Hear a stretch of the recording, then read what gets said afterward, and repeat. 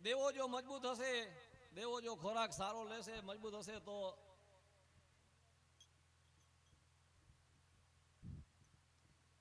તો દાનવો દૂર રહેશે. જેટલા દેવો મજબૂત હોય તો દાનવો, અસુરો મજબૂત હોય તો દેવો મજબૂત હોય તો અસુરોને સામનો કરી શકે, ધર્મ મજબૂત થાય. એટલે આ એના માટેનો યજ્ઞ છે, એના માટેનો હવન છે. અને વીરે બહુ બહુ ભજન સંતવાણી તો સારી કરી છે, તો કરે છે, એના માટે આપણે કાંઈ નથી કહું કા ભાઈ. પણ એણે જે કીધું કે ભાઈ પરોડિયામાં સંતવાણી કરવી એટલે હા, તો એવી સંતવાણી એને કરી. અને મનોજભાઈને આપણે વિનંતી કરીએ કે જ્યાં છે હોય ત્યાંથી પાછા આવે, એને પાછા સાંભળવા છે, એને એવો ને એવો રાઉન્ડ લેવાનો છે. પણ આ જો સંતવાણી કરતા હોય અને ભજન કરતા હોય દેવાભાઈ, અને આવો જો માહોલ જામતો હોય, તો એ ખુદ જ્યારે કૃષ્ણ ભગવાન 5,500 વર્ષ પહેલા એ રમતા હશે ગોકુળમાં, ત્યારે લાખાભાઈ શું પોઝિશન હશે.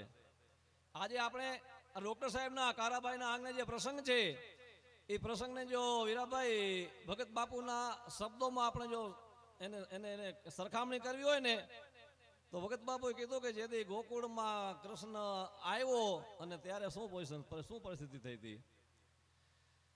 કે જાજે વાગ્યા છે વધાયું કે રાજોને પાવા, એ નંદ બાવાજીના એને સમારે,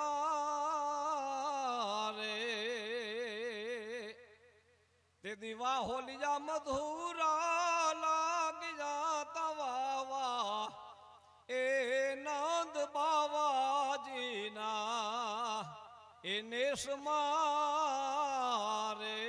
આજે આપણે એના ભજન કરીએ છીએ, આપણે એને યાદ કરીએ છીએ. અને આવો જો માહોલ જામી જતો હોય તો એ ખુદ કાળિયો ઠાકોર જ્યારે ગોકુળમાં એ ઠુમક ઠુમક ઠુમક જ્યારે પગલી ભરીને રમતો હશે, ત્યારે શું પોઝિશન, શું પરિસ્થિતિ દેવાભાઈ. ભગત બાપુ લખ્યું કે વ્રજ હર ખાતો જાતો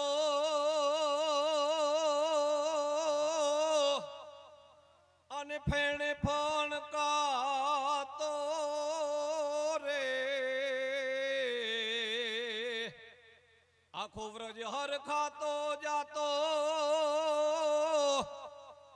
વીરો કે મનોજભાઈ ગાતા હોય અને આપણે જો આટલો હરખ આવે છે, આપણે જો આટલો આનંદ આવતો હોય, તો એ ભગવાન ખુદ આવતો હશે ત્યારે એ શું એની શું હાલત હશે. એમ એ વ્રજ હર ખાતો જાતો અને ફેણે ફણકાતો રે,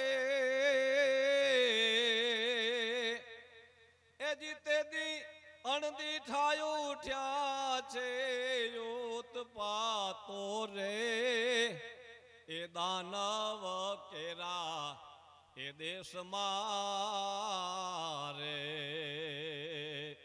આજે વાહોલિયા એ મધુરા લાગ્યા છે વાવા રે, એ નંદ બાવાજીના એને સમારે. અને પછી ફૂલડે ફોરાણી રૂડી, એ વ્રજ કેરી શેરી રે, વ્રજની શેરીઓમાં લાખાભાઈ ફૂલડા ફોરમું મારતા હતા. તેથી ફૂલડે ફોરાણી તેદી, એ વ્રજ કેરી શેરી રે. અને સામે શું પોઝિશન થઈ દેવા ભગત, એ જીતે દી એ જી કંપી ઉઠી રાજા કંસની કચેરી રે, એ વેરી છે બાળા એ વેશમાં રે. આજે વાગ્યા છે વધાયો કે રાજોને પાવા રે, એ નંદ બાવાજીના એને સમારે. આજે ગંધર્વો એ લાગ્યા તાજોને ગીત ગાવા રે, એ નંદ બાવાજીના એને સમારે. અને પછી કે 68 તીર્થ બેઠા, એ બેઠા પાણીયા રે, 63 તીર્થ આપણા હિન્દુ ધર્મમાં જે કહેવાય ને એ 68 તીર્થ ઉકાભાઈ જાણે કે જશોદેજી ના ગોરામાં પાણી આવીને જાણે કે બેસી ગયા એમ ભગત બાપુએ ઉપમા આપી કે 68 તીર્થ બેઠા આવી પાણીયા રે અને પછી જમનાજીના દેવા ભગત નીર છે એ કાળા કહેવાય એ જીતેદી ગંગાજીના ઝળકી જાજો ને ધોળા વારી રે એ જમનાના કાળા કેસમાં રે જમનાજીના કાળા પાણી જાણે તેથી ગંગાજીના ધોરા વારી એટલે કે પાણી થઈ ગયા હોય આજે વાગ્યા છે એ વધાયું કે રાજો ને પાવા રે એ નંદ બાવાજીના એ નેસમાં રે અને છેલ્લે ભગત બાપુએ લખ્યું વીરાભાઈ કે કાગ શંકર ભગવાને સમાચાર થઈ ગયા ત્યાં એટલે